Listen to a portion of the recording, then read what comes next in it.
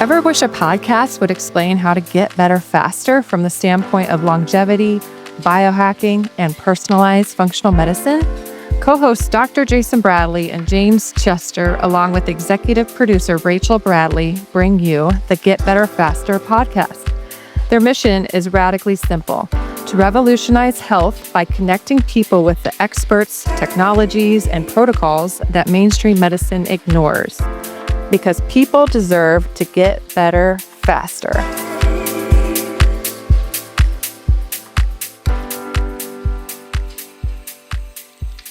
All right. Welcome, everybody, to a very exciting edition of the Get Better Faster podcast. I am Dr. Jason Bradley.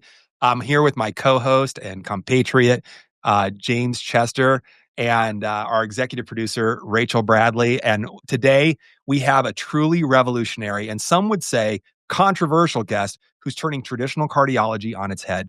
Dr. Jack Wolfson is known as the Cardiologist, a board-certified cardiologist who walked away from the conventional medical system after 16 years of performing angiograms and installing pacemakers. He's been featured on CNN, NBC, Fox, ABC, quoted in the Washington Post and in USA Today, and named a top 50 functional medicine doctor, and is a 5-time winner of a top holistic MD award.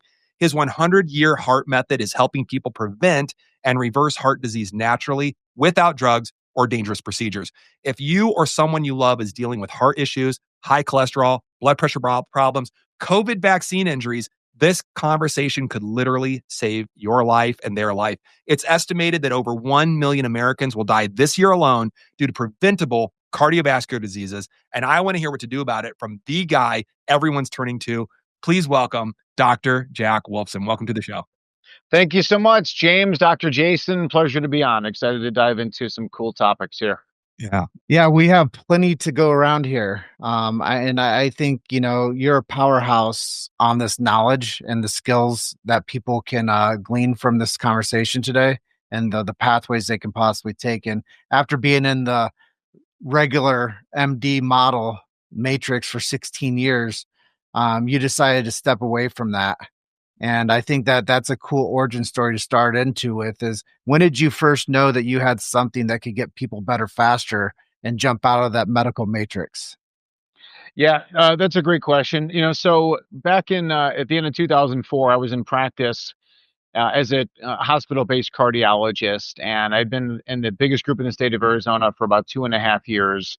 And simultaneously, serendipitously, God introduced me to this young woman who's a 29-year-old chiropractor. And at the time, I was obviously seeing a lot of sick people in the hospitals, and unfortunately, my father was also sick and dying of a Parkinson's-like illness. And the Mayo Clinic has no idea why my father is sick and dying, and they've got no treatment for him. And then I meet this 29-year-old doctor of chiropractic, and she's got all the reasons why my father is sick and dying: the way he eats, the way he lives, the way he thinks, environmental toxins, pollutants, chemicals, all these things. And it was just such an epiphany moment that here Mayo has nothing and the chiropractor has everything. And what she said made perfect sense. And I started to change the way that I would live, the way that I would think. I did not want what would happen to my father to happen to me. So I listened to her, and then we would shortly thereafter fall in love, get married, 4 children later. Here we are. I would leave the big cardiology practice in 2012, start my own practice. But it's been an amazing experience. And if the title here is Get Better Faster, you don't get better in mainstream medicine. You get worse. They give you more pills, more procedures, and life expectancy for the American male is 76. So if you want the 76-year-old life expectancy, stay in the medical model. If you want the 100-year heart, if you want longevity, vitality, clarity, with your brain and body intact for a long, long time, that's what we do, here in this, in the better place. Yeah, I appreciate that for sure. And I think that so many of us that have jumped ship away from general practice or specialty practice into whatever this model is, functional medicine, natural medicine, I call it the new medicine, whatever it is that we're doing. So many of us have a story like that where we just got so darn frustrated and we saw people just continue to suffer and suffer and suffer in that system with no real escaping. I have so many questions for you, and I've had the opportunity to interview you once before during the pandemic, and boy, you put some truth out there, and I want to jump into that. But before we even get to those brass tacks, I have a question. What do you think is fundamentally wrong with how conventional medicine approaches cardiovascular health that keeps people sick? They go after the pharmaceutical first model. When someone walks into the door of a conventional cardiologist's office, they're extremely busy. So they're thinking about, how can I get this person out of my office as soon as possible? Hmm. That's just, I mean, fundamentally what they're thinking. So they're thinking, what is the diagnosis? And then what is the pharmaceutical drug or test or procedure that I can order on them? So they're thinking, okay, statin drug, blood pressure drug, cardiomyopathy drugs. They're thinking about CT scans. They're thinking about stress tests. They're thinking about angiograms, stents, bypass surgeries. That's what they're thinking of. And that's just the way that they're trained. It's not that they're bad people. It's not that they're evil people. They're just brainwashed people into that model. They're not thinking about, how can we talk about nutrition? How can we talk about sleep, sunshine, environmental toxins? How can we talk about chiropractic? How can we talk about holistic dentistry? How can we think about evidence-based supplements or biohacks like sauna and, red light? They're not thinking that way, because that's just not the way that they've been trained. So that's really the fundamental, paradigm shift. They're working they're in the sickness world. And what we're talking about, the three of us here, we're talking about the health world, true health. Yes. And I remember just kind of coming back to what you just said. It's a definitely, from my opinion, and I'm very opinionated on this. Part of it's a training issue. I mean, they're not really trained in anything except the laundry list that you gave us. I jump back to when my far better half, Rachel, was going through her nurse practitioner training. And I can't remember the class exactly, but it was about diagnosing thyroid stuff, right? And long story short, what they learned was how to use drop down menus. You do a diagnosis, and then the next thing is a pill, a procedure, or a referral, or whatever it is. And that's it. So Rachel, I remember she was on in her class, and it was, virtual during pandemic, right? So she asked a question like, what about this? What about like questions about like the thyroid, like getting to the root of it. And they literally said, you cannot think that way. It's a diagnosis. It's levothyroxine or referral, and that's the end of it.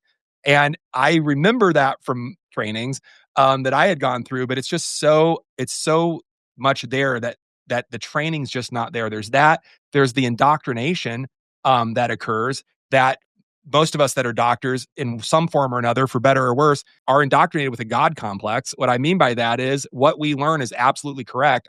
This is facetious, but this is what we're told. It's absolutely correct and it's incontrovertible. We are the gods in the room and we know everything and nobody should question us. And so when you're given limited opportunity to even learn, when you're given limited opportunity to educate, we're going to go to those drop-down menus and it's going to be, like you said, a procedure, referral, et cetera. It reminds me, and I'll throw this back to you after this. It reminds me, I was watching a documentary many years ago called Escape Fire, Escaping the Medical Matrix or something like that. It's an interesting show looking at veterans. They had a cardiologist on there, Jack, that I think that is interesting. And she said this, and I'd love to hear your opinion on this. She said, I know how to sit down and tell people how to be healthy and prevent heart attacks. I can talk to them for hours about diet and movement and all these healthy things, and I might get paid $150. And the hospital's not going to like that because the RVU, relative value unit, it's not really that billable. On the flip side, I can go in, have a surgery team prep somebody in 5 minutes. I go in 5 minutes, do a stent, get the hospital and me $1,500. Hospital get paid 30 grand. Everybody's happy. I don't have to work. I get paid. They get paid. Patient thinks that that's what they're supposed to do. And she's like, there's no incentive. I'd love for you to chat about the incentive of cardiologists in this model. Well, the incentives are tremendous. And, we used to order nuclear stress tests on everybody. That paid 2 grand to, put that into our pockets. And all we had to do was say the word, get a nuclear stress test. And then we didn't even have to do anything outside of, interpret the report, so they were all in bed together.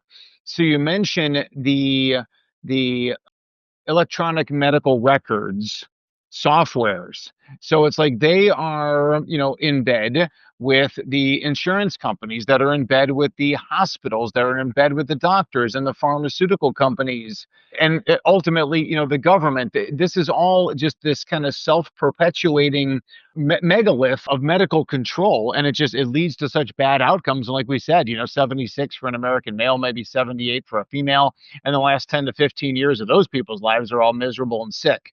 And it's what we're trying to get out of the sickness model. We're trying to get into the health space here, but ultimately, if we kind of look at it and we say, well, they're not allowing us the time for root cause, not allowing but the doctors don't get the training in it. So it's not like, oh, the doctor doesn't give me any time. The doctor has nothing else to say because they don't have any training in nutrition, lifestyle, evidence-based supplements. So there's nothing really else to say. But to your point, they're heavily incentivized to get people in as fast as possible. And when you make $150 per appointment, well, your goal is to have 10 to 15 of those in an hour, and therefore you can make a lot of money from it. But I'll wrap that up too. Is that I recently was critical of another cardiologist online who made a post about cholesterol, saying that the new mantra of the National Lipid Association is lower for longer, meaning the lower the number for the longer period of time leads to the best outcomes. Well, the National Lipid Association is owned by pharmaceutical companies that are the main sponsors of that organization. So, again, when you're a hammer, everything looks like a nail. And especially when you're forced to comply, therein lies the problem. But I think people are seeing through that now so more than ever, especially in a post-COVID world. I think both you guys are sharing some really credible pathways for people to find a way out and why they're so entrenched into it. Because everybody's in cahoots. Like you said, Jack, it's big box medicine. It's big government pathway medicine. And it's the indoctrination of the student becomes the doctor, becomes the trusted resource in that community. They used to be pillars of our community. Like you would know that you're going to go see, when I was a kid, I'd go see Dr. Green. I knew when Dr. Green would see me as a little boy, like he was going to look for my best outcome because he loved my mom, he loved my family, and he wanted to see me have the best quality of life. And then I think I just looked it up. It was 1954. Roger Bannister broke the 4-minute mile. And now we have doctors that are trying to break the 4-minute patient visit time. and they're not putting hands on people. And they're not really ingrained into that person's life. They're not building a relationship with them and actually taking care of them like they love that family. And I think there's a big disconnect with what you're saying is it becomes this mill of how quickly can we see people? How quickly can we give them a solution and get them to pay us the most for the model of this method? And it doesn't really get anything to improve. It just creates a lifetime customer. Yeah. James, real quick, I remember when I was a medical student, so this is going back into the mid 1990s, I was on a dermatology rotation, and the dermatologist he had multiple sclerosis, so he was in a wheelchair, and he sat there and people would come in, and they'd come in like every 2 minutes, and they would sit down, he would take a look at what their skin issue was, and he would prescribe steroids or antifungals or both. And he would write the script, and then they'd be out the door. And that happened all day long. And it was this absolute factory. Yeah. And, ultimately what we're here, to really discuss is about, how do we get better faster? And it is the only strategy after all my years. And I was born into the medical matrix, right? My father was a cardiologist. I was in the womb listening to the stories about cardiology as a young kid. That's all I wanted to do is become, just like my father is my hero. And we're here to talk about real solutions, for people. And again, as someone who's the ultimate insider and whistleblower, God bless the men and women who work in emergency rooms and trauma centers. But for the prevention, treatment, and reversal of chronic disease, they've got nothing at all. Amen to that. Unfortunately, you're totally right on that. And it reminds me talking about not being, having hands-on and contact and just all these things. James, I don't think I've shared this with you. A friend of ours that Jack might know, Dr. Jennifer Landa. She is a hormone doctor. I don't know how else to say it, but she's a women's hormone specialist. She wrote a great book, a little risque, but it's called The Sex Drive Solution for Women. It's great. It's easy. But she describes in the front end of that book her experience when she was a doctor, a great doctor that people were coming to, that people thought was the best doctor in the world for women's hormones. And she's an OBGYN by training. She said, I got so good at my job that all I need to know is if they were cycling, and basically if they were cycling. And if they were still cycling, it was birth control pills and Zoloft. And if they were no longer cycling, it was Prempro and Zoloft. And literally, that's the question: are you cycling or not? And she's like, I did that for over a decade until she hit menopause and had some hormonal changes. And then she was like, oh, what have I been doing? And change. It's kind of, I think, the revelation a lot of us get. So I just want to share that it's rampant across industries. Also, she said, by the way, hormone experts, OBGYNs, get 4 hours of clock training in hormones. They're not hormone experts. Okay. Back to this. I want to talk through your 100-year heart method, because I just on the last interview we did, I don't even want to live to 100. I want to live to, I said, 150, 300, 1,000 years old. How old can I get? I want to know about your 100-year plus heart method, and how does this actually reverse heart disease when conventional medicine is saying everybody needs a statin drug, everybody needs metformin, everybody needs XYZ. Tell me about it. Well, I mean, it's really just about, root cause. So when I met the woman who become my wife, and she tells me all the stuff about my father, and she said, you need to become a DC. And I said, what? I said, I just finished up all this training, 10 years to become a cardiologist. I'm on the job. My career is really exploding right now. And you want me to go back to chiropractic school and become a DC? And she said, no, not becoming a DC doctor of chiropractic, become a DC doctor of cause. And that's what I did. It's all about, Yeah. root cause medicine, is what it is. Root cause cardiology, in my case, and statins are not root cause, and blood pressure drugs are not root cause, and stents and surgeries and bypasses and, ablations, none of that's root cause. And that's always what we're talking about. And like we mentioned already twice, the average American male, they're living to 76 and they're dying on many different pharmaceuticals. So if you want a different plan, then you got to think totally differently.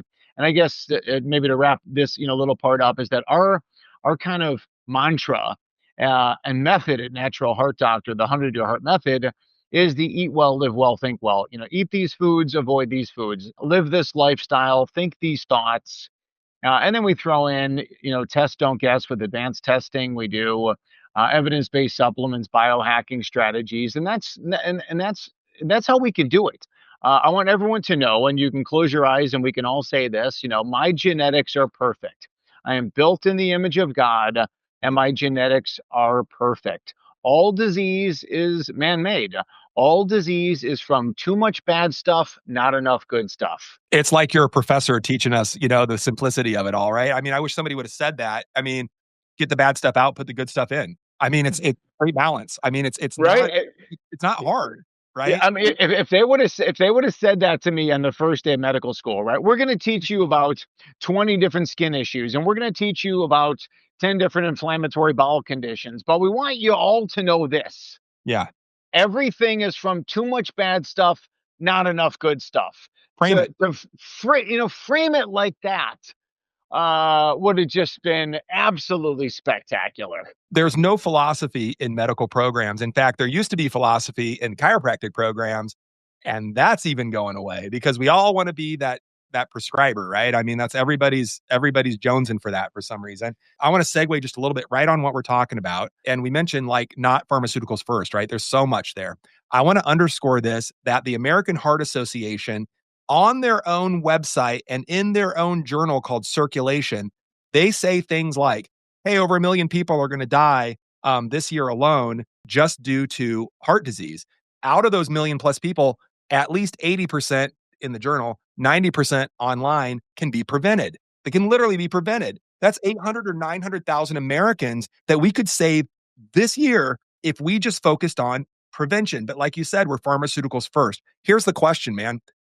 One of your most controversial positions that I see you posting all the time about, that I'm always liking, commenting, sharing when you do this.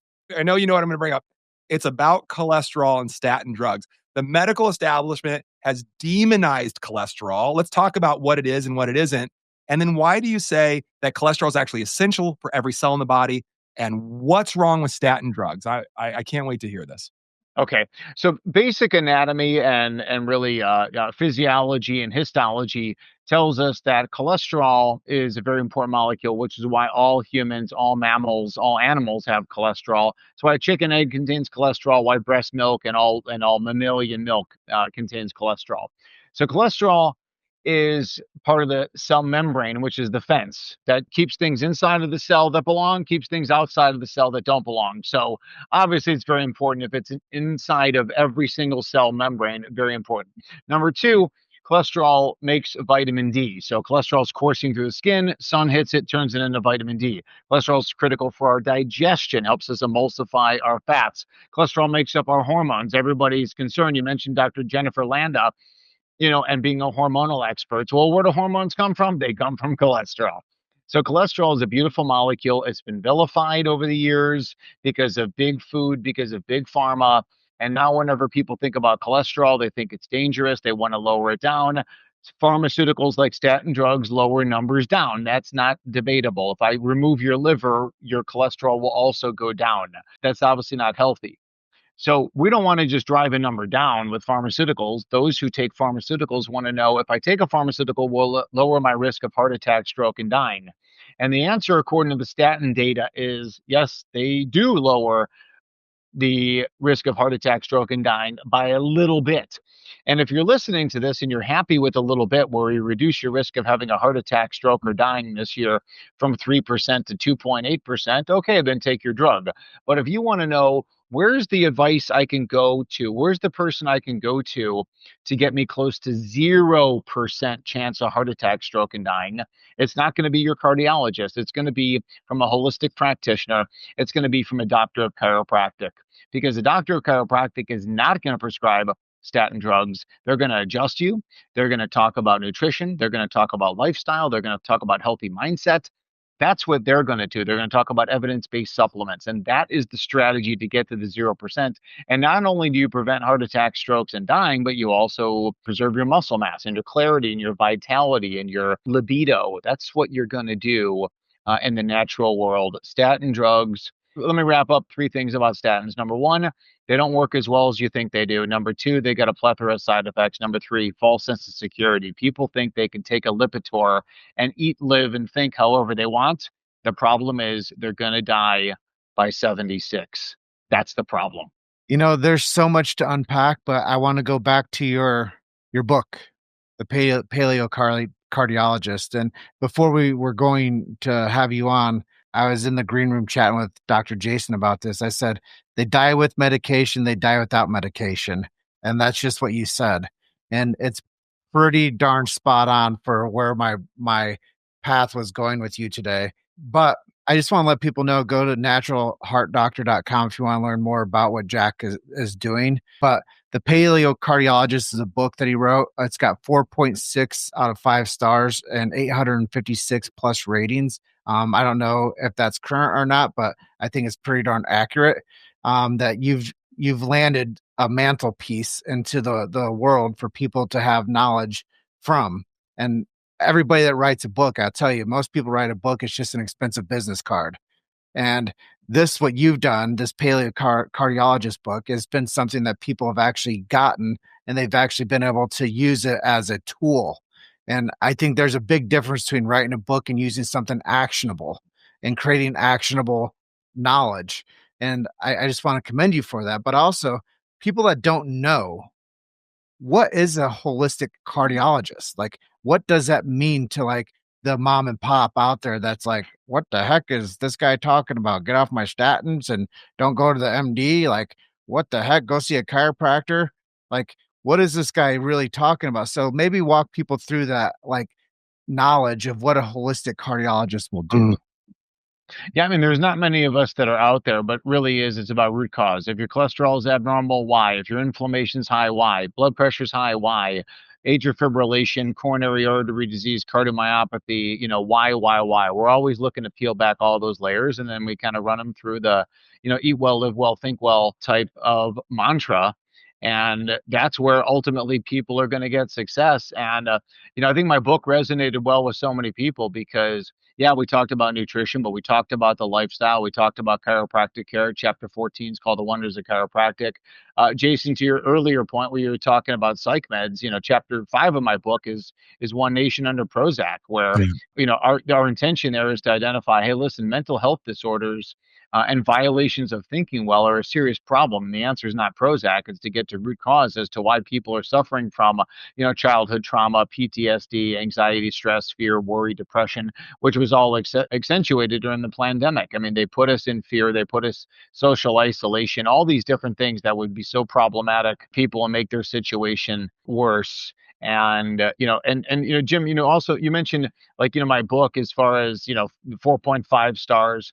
I think this is a great opportunity to say there's a lot of haters out there for this message of health and wellness. Absolutely. So a lot of people never, they'll give my book a 1-star rating. They never read the book. There's no way you read my book and give it a 1-star reading. A rating. Just like, like your podcast, there will be haters on this, like, oh, you guys are just talking about chiropractic and bashing mainstream medicine and talking, supplements, whatever. So they'll give you a 1-star, and they never heard any conversation on here. But this is a great, opportunity to say we live in a time right now where the most important thing is twofold, two things. Number one, freedom of choice over our bodies. Stay out of my body. I'll stay out of your body. I'll stay out of your body. You stay out of my body. I got opinions, but I got to choose a freedom line. You're free to do what you want to yourself. I'm free to do what I want to myself. And then number two, the freedom to discuss these things in open forums, ideally on social media. I was recently just kicked off TikTok after having like multiple warnings. I had 485,000. And I don't like the word followers. Followers is kind of lame terminology. I don't really like that, but nonetheless, that's what they would call them, or We're calling followers on fans. there. I'm going to call them Yeah, fans. fans, 485,000 people on there who were following me, and now that's all gone, all because of a freedom of information. So I guess, you can show videos of people getting horribly injured, and you can show people, swallowing 75 hot dogs, but you talk about natural health and wellness, and that'll get you kicked off. But hey, we move on. God is the plan, and we'll stick to it. And well, this just tees up perfectly for a thought that I had going into the interview today. You've been featured on CNN, NBC, Fox, ABC, quoted in the Washington Post, USA Today, and been in mainstream like dissemination of their truth. And you've also been on hundreds of podcasts and podcast media. Tell me how you stand today with the mainstream approach, legacy media, and what we're doing today with podcast media. Well, I think podcasting has the ability to be Freedom Town, where we can have these kind of conversations. Mainstream legacy media obviously still restricts our message because they are bought and owned by big pharma, big ag, big box foods, all those kind of things.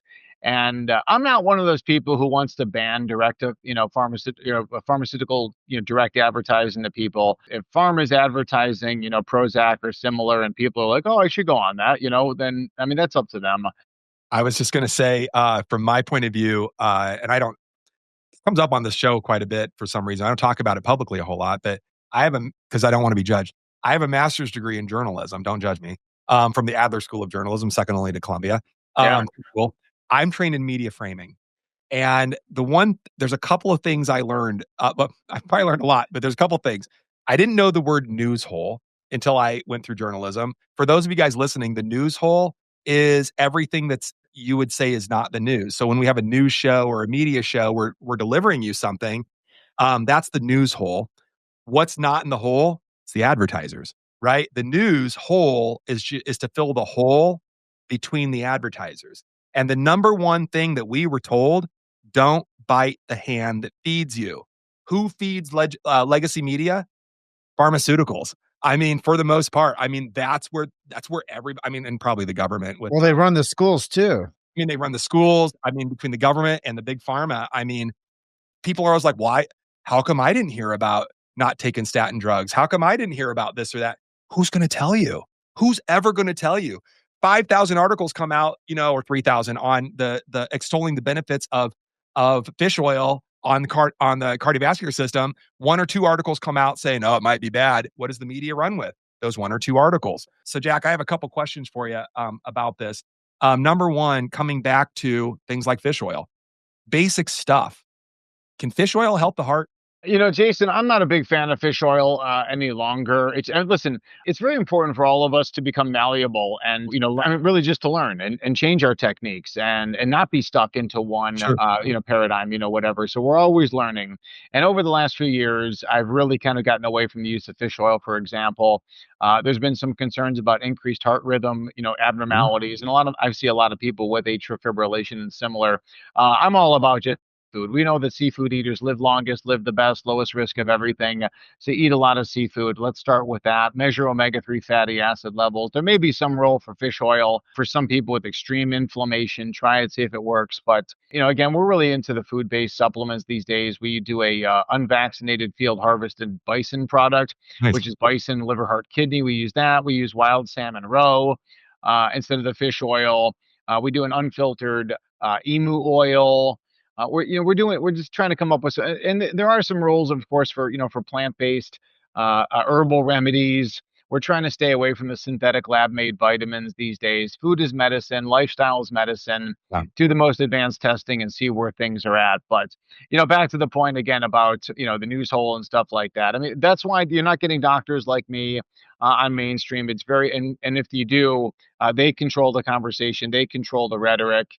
I could be up there talking about one thing about, oh, eat this, live this way, whatever. And meanwhile, they've got like an image over me, like is like their list of like, basically saying like, don't listen to anything this doctor is saying, do this kind of stuff. So the media, as you know, from journalism training and stuff like that, your skills are so much greater than the average guy like me coming on the mainstream. And when I was on CNN 2015, they just cooked me. They just served me up on a silver platter as that sacrificial lamb. But listen, I survived it, and we all have a mission, and I moved on. I love it. And Go ahead, that's Jim. why I asked. That's why I asked you. Mainstream legacy media versus podcast media, because there is freedom of speech, and that is a very important thing in our world, especially as we all live in America. And that amendment is something that's near and dear to my heart. Medical freedom, family health freedom, those are like the openers for my other podcast, Chiro Hustle. And I say, if you need guidance on any of these topics, find a neighborhood chiropractor and find somebody in your city that can give you guidance for you and your family's health. And body autonomy, so important. But also, your body belongs to you. Like, you have the domain of that. That is your like intimate responsibility to keep yourself healthy. Like, relying on other people, obviously it's good. Like, if you get hurt and you have a heart condition, you go to crisis care, obviously that's the right thing to do. Like, you aren't going to say, oh gosh, I have a body autonomy, I'm going to take care of my heart now that I have this crisis thing happening and like my arm has pain in it. Like, I'm just going to like think myself healthy and go for a walk. Like, no, it's not advisable. But I think when people really think about like medical freedom, family health freedom, and like body autonomy, these are topics where they do want to posterize you in mainstream media when you say, hey, have some gumption, have some tact with your own decision making. Like, be somebody that is the bigness of the fellow that is inside of you. Have some philosophy, but also trust the experts when it is in a crisis mode. But I think that these are things that the legacy media is not ever going to shine a good spotlight on, because there's no money in healthy people. I'll say it time and time again. There's not. I mean, the money is in the repeat customer, right? It's absolutely true.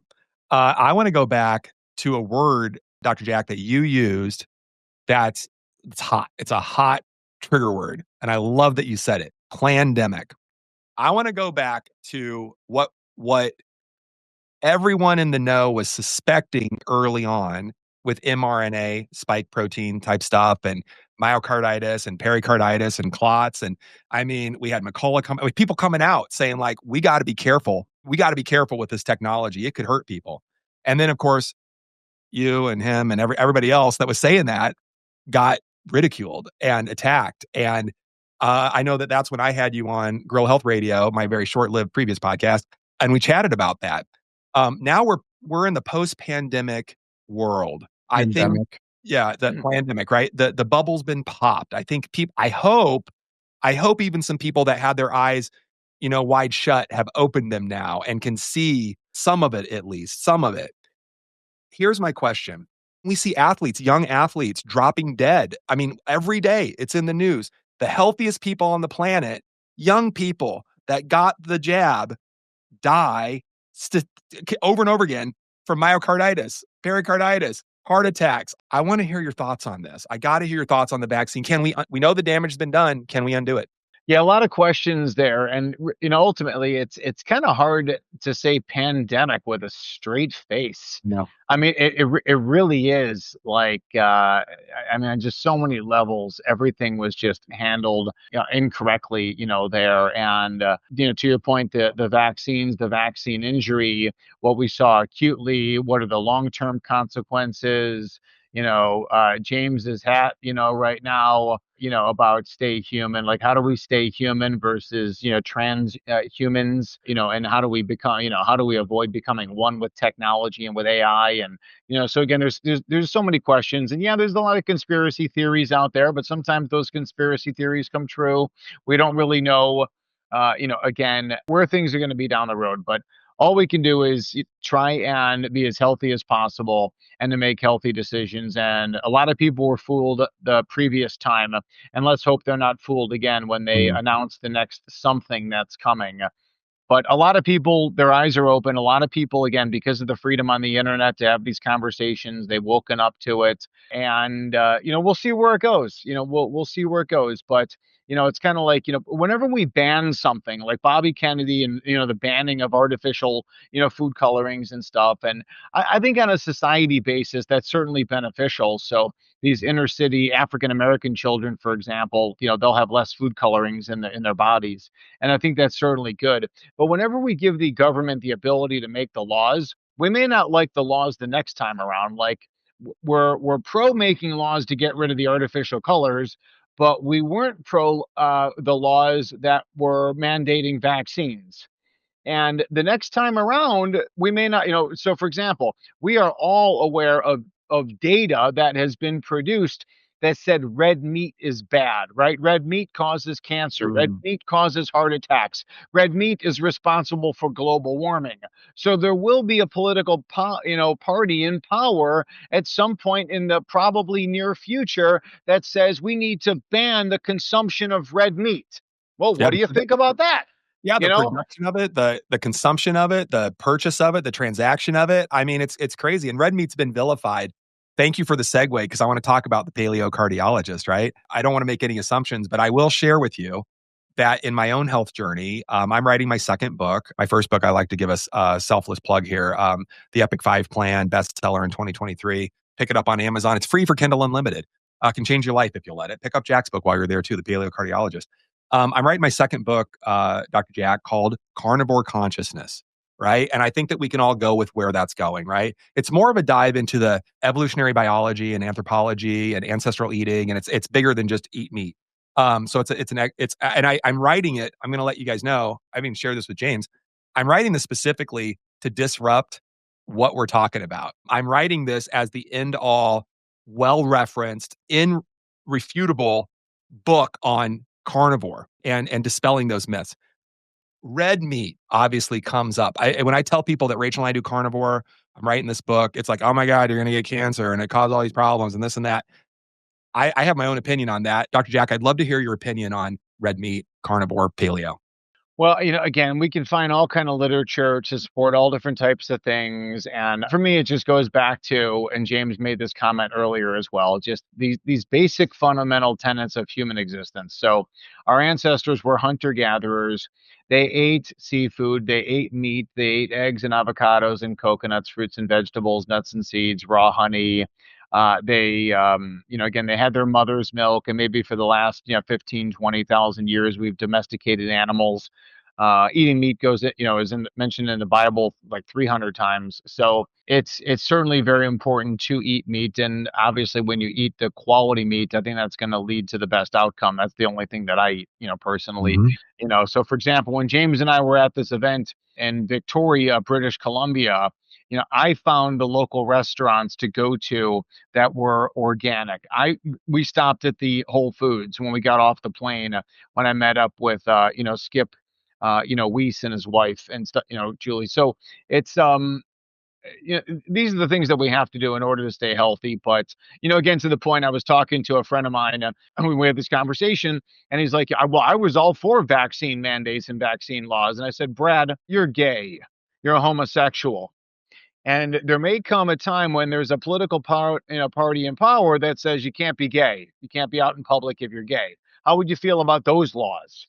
So whenever you give the people the ability to make laws, you run into problems. And again, so to vilify meat, to go on that agenda of what they're doing, where they want us all eating farm raised, and created crickets and things like that, it's not good. It's not what we want. So, back to I mean, listen, I think carnivore is okay for a cleanse. I don't want to bash on your book, and I'm sure you have a lot of different nuances and tenets to it. And frankly, we can agree to disagree if that's the case. But our ancestors hunted and they gathered. Mhm. And I think that the majority of the most nutrient dense foods are undoubtedly seafood and animal products. And one problem that I have with carnivores, or maybe a bone to pick, pun intended, is that they don't eat the seafood. And I think that's a big Oh, mistake. yeah. Well, it's interesting. Yeah, and I don't wanna give my book away, but I will say it's not pure carnivore. It started as, red meat, salt, and water, and I got some health benefits from that, and my labs changed, and I lost weight and all that crap, but it's not really sustainable for me anyway. So I started adding in fish and poultry and other meats and dairy products, and not milk and things like that, but, cheeses and cottage cheeses and I added those. And then we started adding in the avocados, some seeds, onions, artichoke hearts, olives, right? So it's been a foray into, and this is what I was really telling James. He hears about this book all the time. And I'm like, the longer I do this, and that's why it's called carnivore consciousness and not just Bradley carnivore diet. It's really about the transition from, yeah, let's get the health benefits, like you said, maybe for a short term, but what does that sustainable look like? And this is what I say all the time.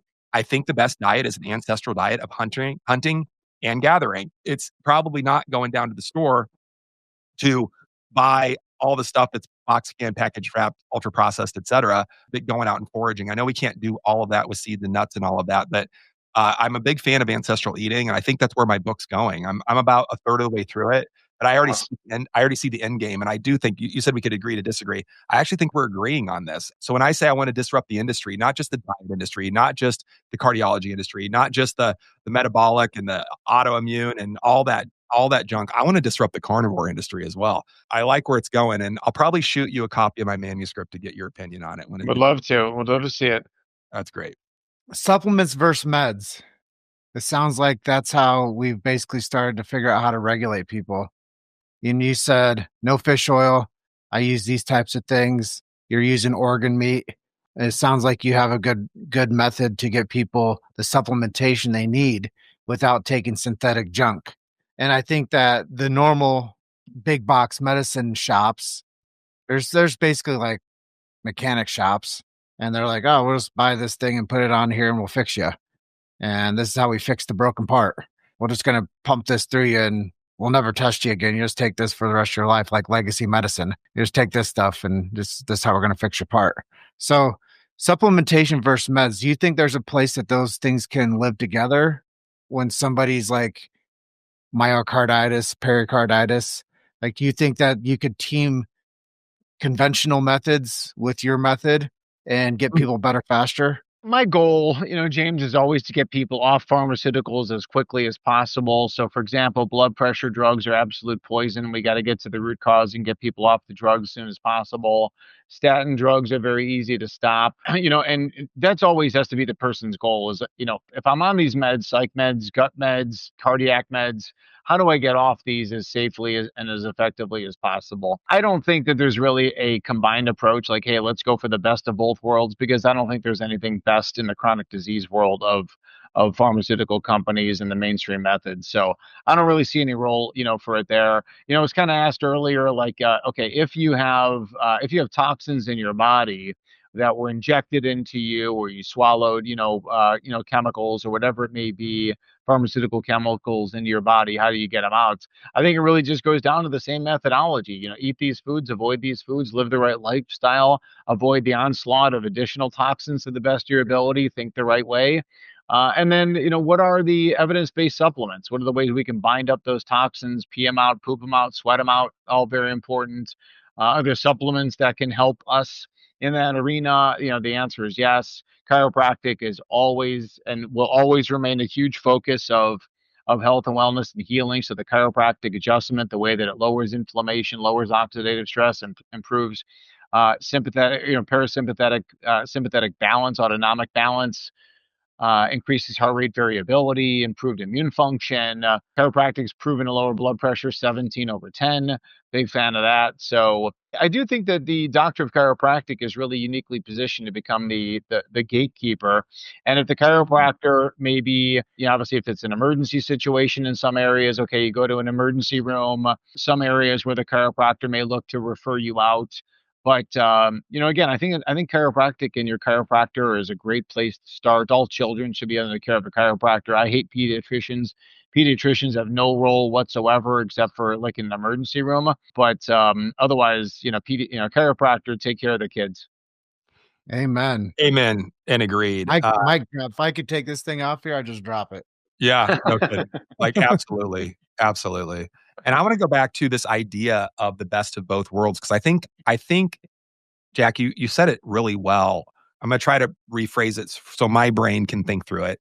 The best of both worlds. The problem that I have with that concept, and I get what we're looking for, is like, is there a drug that I can take and natural medicines and this and that? It reminds me of coming back to cardiology meds like statin drugs, the lisinoprils and Crestors and all that crap. I was lecturing, just to let everybody know the way medical students are taught. I got asked to lecture on a natural approach to cholesterol management at the medical school here, University of Iowa, one of the largest teaching hospitals in the world. I had the big room, hundreds of kids. I don't know if they were residents to students. I don't know who was in there, but a lot of people were in there. And I was talking about, and I'm not going to get technical, but something called the HMG-CoA reductase pathway. Jack knows what I'm talking about. And basically, for that drug to work, it requires CoQ10 or ubiquinone, which we call a supplement or a nutrient, but really it's a hormone. It's ubiquitous hormone. It's found in every single tissue, every single cell throughout the body. For that drug to work, it requires CoQ10. CoQ10 is stored in muscle tissue. The black label warning, which most people don't even know statin drugs have, it says, holy crap, if you've got muscle weakness and soreness, you better contact your pharmacist and doctor because it could be rhabdomyolysis and you might be dying because it's not just in your skeletal muscle, it's in your cardiac muscle too. So I was talking about this and basically said, I laid this out and that it robs body CoQ10.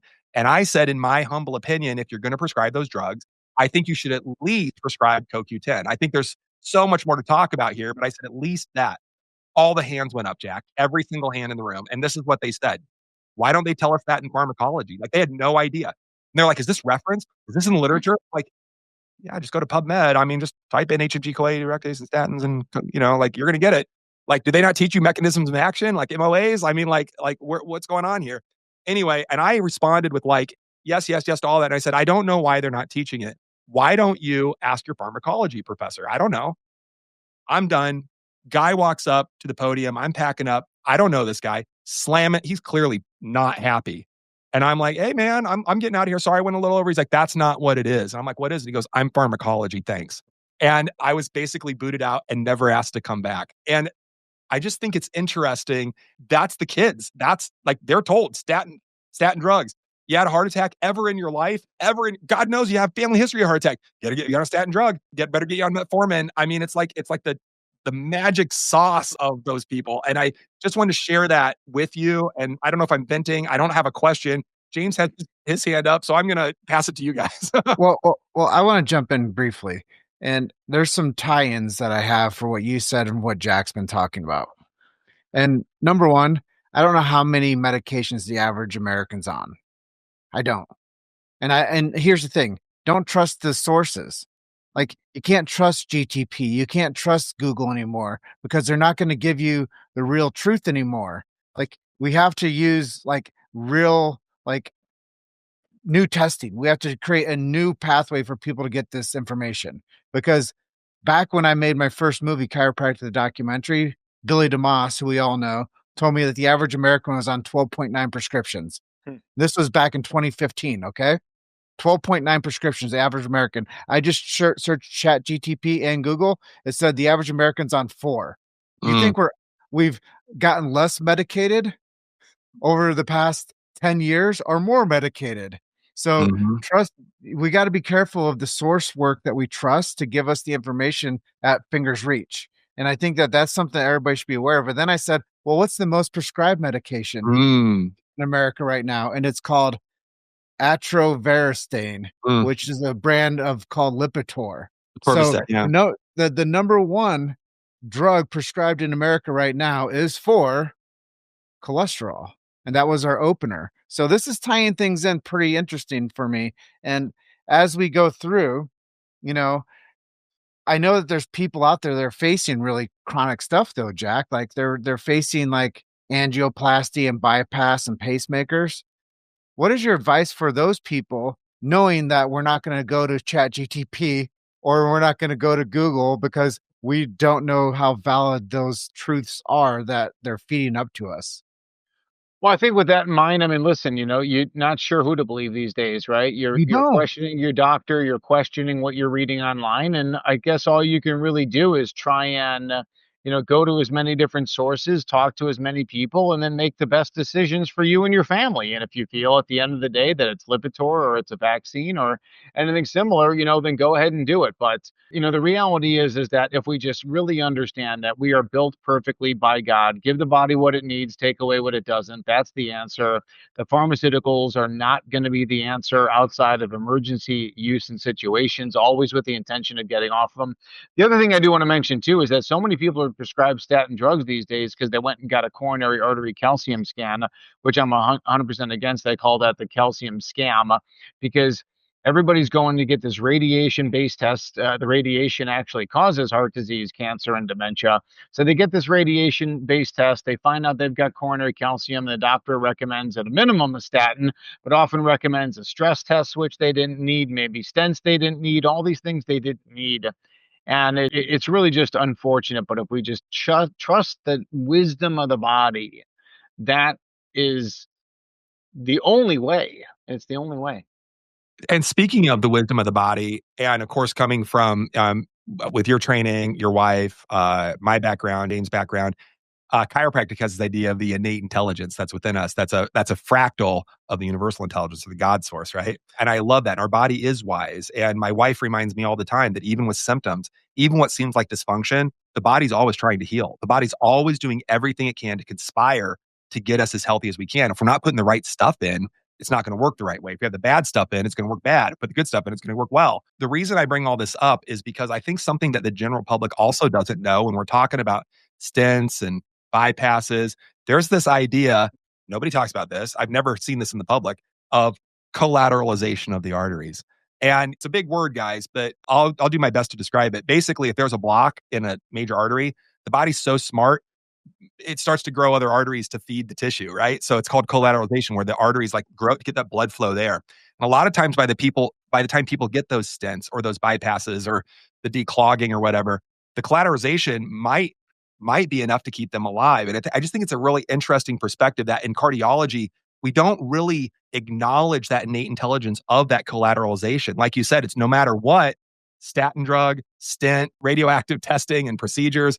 It's just interesting. I'd love to hear your ideas about collateralization. Am I thinking the right way? I mean, I'm not saying there's not a need for X, Y, and Z at some time, limitations, time, and matter, but I'm curious about your ideas on this. What have you seen as a surgeon, as a cardiologist? Yeah, collateralization, can be very important, most certainly. And listen, as people develop coronary artery disease, sometimes the vessel becomes 100% blocked slowly. So it goes from, 30 to 40 to 50 to 60, all the way to 100% blocked. And as it starts to get towards that 95, 98% blockage, your body can form what's called collaterals. They can open up other blood vessels in that area, or two out of the three main arteries can supply branches to that area that's totally blocked, to that part of the heart. So a lot of times we'll go in there, do an angiogram, total blockage, but there's no heart damage done. So, Mhm. ultimately the body can heal, the body can repair itself. We see a lot of people who have congestive heart failure who improve and they normalize. So, again, when you do these things, you do these strategies, your body's got this. The body's smart. The body has the innate, Mhm. as you said, and it can recover. I just recall a client that we had, and he had some obesity and he hadn't taken care of himself. And he came in with, I don't remember what it was. I want to say 90%, but let's say 80% blockage of, what this and that. And he was going to get scheduled for surgeries and all this stuff. And he didn't want to do that. And so we just dug in with, honestly, lifestyle medicine more than anything. It's kind of what you're talking about. And he went back for his, I don't know, it was a whole year went by. And he went back for his thing and got checked out. And he said, how's that blockage, that 70, 80% blockage, whatever. And the doctor said, it's down to like 10 or 20%. Like whatever had happened in that year, his body fixed it. And we didn't, there were no meds involved. There were not even really a lot of supplements. It was diet and lifestyle. And what's cool is his name's Michael, and he knows who I'm talking about. Michael he went on to found a church. He's a pastor. He's got a congregation. I mean, it's amazing, this guy's vitality that came back. And again, he could have been a statistic. I mean, I don't know. I know he's alive now and doing well, but I mean, he could have not gone that way if he could have gone down that conventional cardiology approach. I just wonder if he'd even be here today. But anyway, I just want to share that. Thank you for sharing lifestyle. Jim, I know you said you raised your finger. I know that there's a lot of people that are going to watch this. They will, and they'll be fuming with ideas, and some will be like in glee because we're talking about things that they were hoping that they could get some clarity on, or they're going to be watching this and they're going to be fuming with like, damn it, this broke the model that I believed in. Isn't the insurance-based model that I want to, base my life around because that's what I can afford and that's who my work gives me like benefits from. And damn it, I'm going to use it.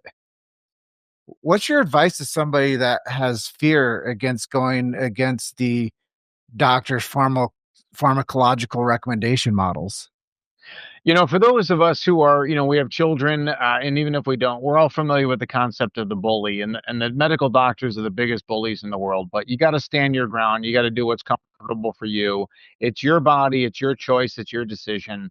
And if it's an emergency, you're really at the behest of the medical doctors in the emergency situation. But for everything else, we can think about it. If they're recommending a procedure next week or a pharmaceutical now, to prevent XYZ, get other opinions about it. Use the internet, use websites, use Chat GPT and AI, and really, get as much information as you can, and then make an informed decision, informed choice. This isn't the 1970s where it's my way or the highway.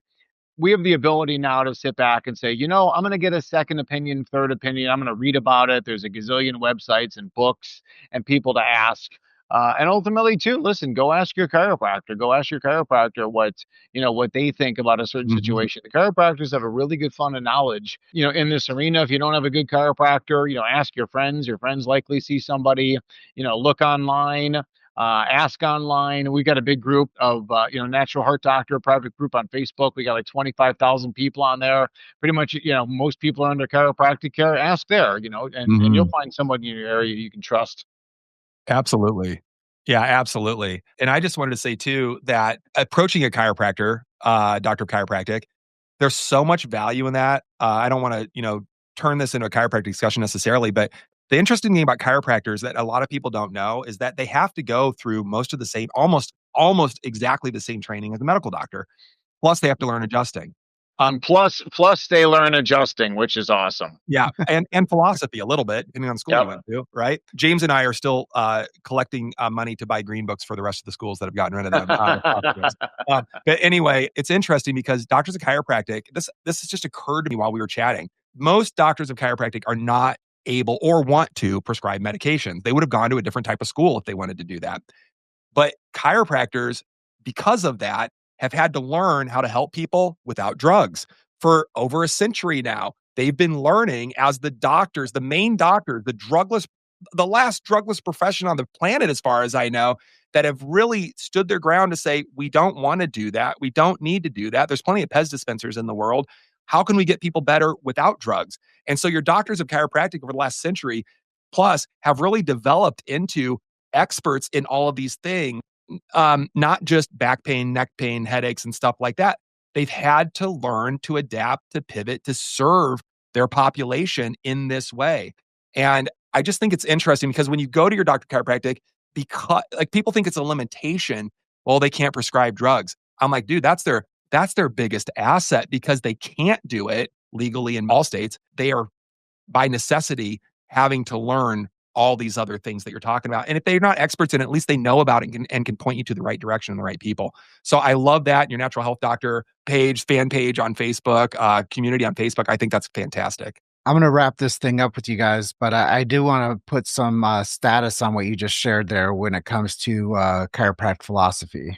In chiropractic philosophy, the chiropractic method is They believe that the body needs nothing extra in it, simply needs no interference. Once the interference is cleared, the body self-heals and self-regulates.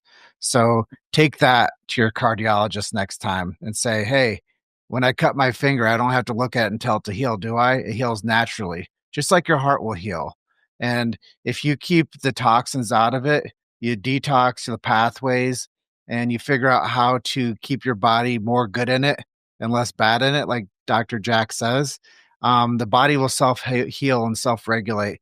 And they'll be like Michael, where they'll go on and plant churches and create methods to educate people on having better spirituality or just having a better quality of life and being a pillar in their community because now they're healthy and they're not dependent upon a broken system. So innate intelligence is real, universal intelligence is real, and that creates the educated intelligence. It's the triune of intelligence. We all have it. Just like gravity, we all have it. Just like 24 hours in a day, we all have it. So basic things that keep us all the same: innate, universal, educated, and gravity, and 24 hours in a day.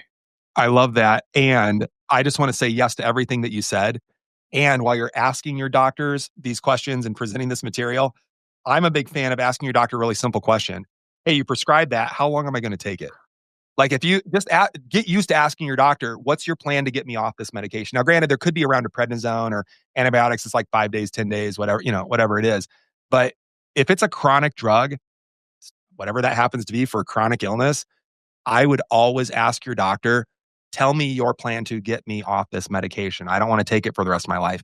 And if you get the deer in headlights look and they say things like, oh, you're probably going to need to take that for the rest of your life, I don't tell you what to do, but I would get another doctor, at least another opinion, a second, a third. Your doctor needs to have a plan to get you off those meds.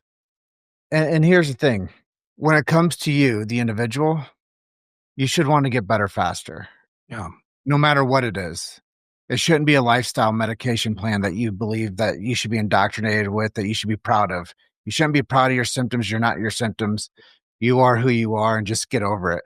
You don't want to be married to the doctor's office for the rest of your life. When I grew up, we were like, we would never go to the doctor. Like it was like a bad thing. I mean, I grew up in a man's house. Like we stayed away from the doctor as much as we could. Like our leg would be falling off and we wouldn't go to the doctor. So I think we use that type of system as a crutch way too much. And I think you should use it sparingly. And that's just my opinion. And find somebody good that can help you out.